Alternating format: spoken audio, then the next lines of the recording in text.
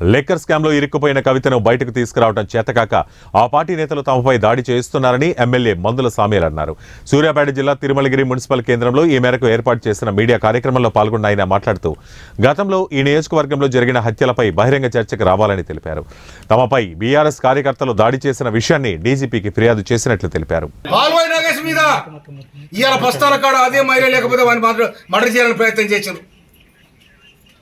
ఇవాళ వెలుగంజేరు ఎవరు చంపాడు? పనిగిరాలో ఎవరు చంపాడు? ఇష్టం వచ్చినట్టు అరాచకం చేసి సర్వనాశనం చేసి తెలంగాణలో మీ ప్రభుత్వంలో నియోజకవర్గానికి ఒక్క రజాకార్ బయలుదేరాడు. ఇవాళ ఫాసిస్ట్ పాలనపై ప్రజాపాలన వచ్చింది. ఫాసిస్ట్ పాలనపై ప్రజాపాలన వచ్చింది. ఈ ప్రజాపాలనలో మీరు ఒక్క మాట కూడా విమర్శించే అధికారం నైతిక కూడా మీకు లేదు. ఈ ఎన్నిటి దరఖాస్తు ఇస్తా కేటీఆర్ ఆడి సమాధానం చెప్పాలను. ఇవాళ నీ నియోజకవర్గంలో ఇసుగడ్డ పోయిన దళితులను లారీల మీద దొక్కించావు. సిగ్గుల ఇంకా దొంగతుర్తి కోసం మాట్లాడే నైతిక ఎక్కడ మీది? 10 ఏళ్ళుగా పెట్టారు. ఏం చేశారు మీరు? 88 నెలలు కాలం వచ్చి 8 నెలల ఇవాళ కోట్లాది మంది లక్షలాది మందికి ఉపయోగపడే ఇవాళ కాలేజ్ తెచ్చినాము, దాన్ని బ్రహ్మరథం పట్టించినాం. మీరేం చేశారు? మొత్తం రోడ్ల మీద కంకర కుప్పలు తేలాయి. ఏనాడైనా కూడా రైతులను ఆదుకున్నది కాంగ్రెస్ పార్టీ. ఇవాళ మీ స్థాయి అంతా మీరంతా రేవంత్ రెడ్డి గారిని ముఖ్యమంత్రి గారిని ఇష్టం వచ్చిన మాట్లాడతారు. కార్యకర్తలు గుండెలు మడితే తొక్కించి పెడతారు. జాగ్రత్త. పంచుకున్నారు అని నియమాలు ఏంది? జిఎస్టీ క్రియేట్ చేసింది మీరు. జిఎస్టీ దొంగలు మీరు, దళిత మంది దొంగలు మీరు,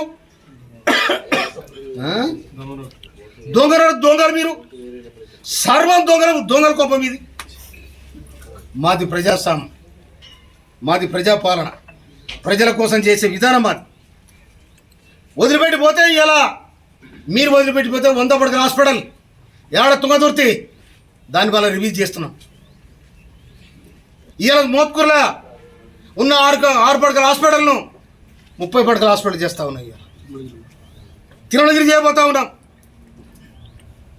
కనుక మాది సంక్షేమం చేస్తుంటే, రైతులను ఆదుకుంటుంటే, విద్యార్థులను ఆదుకుంటుంటే, ప్రజలను ఆదుకుంటుంటే మీకు కడుపులో మండి ఎక్కడ పని లేక ఓడిపోయి ఇంట్లో పడక వచ్చి నకలా చేస్తే ప్రజలు కూడా తూతూ అంటారు. ఏమైనా ధర్నా చేసినాడా నిలబడి ఇచ్చిన 10 మందిని. కానీ ఇవాళ వందల మంది, వేలాది మంది మా తెలంగాణలో ప్రజారాజ్యం వచ్చింది, ప్రజాపాలన వచ్చింది, ఫాసిస్ట్ పాలన పోయింది. ఒక్క అరెస్ట్ చూపెట్టి మీరు చేసిన పని ఏంటిది? చుట్టుకుంటే అరెస్ట్ కేసులు. ఇవాళ మొత్తం దొంగ జిఎస్టీలు పెట్టినంత ఒక్కడు కూడా తిరగలేదు. మొత్తం చేరి ఎక్కడెక్కడ మొత్తం ఎవడ దొంగ జిఎస్టీ పెట్టాడో అందరికీ లోపల ఎంక్వైరీ పెట్టించి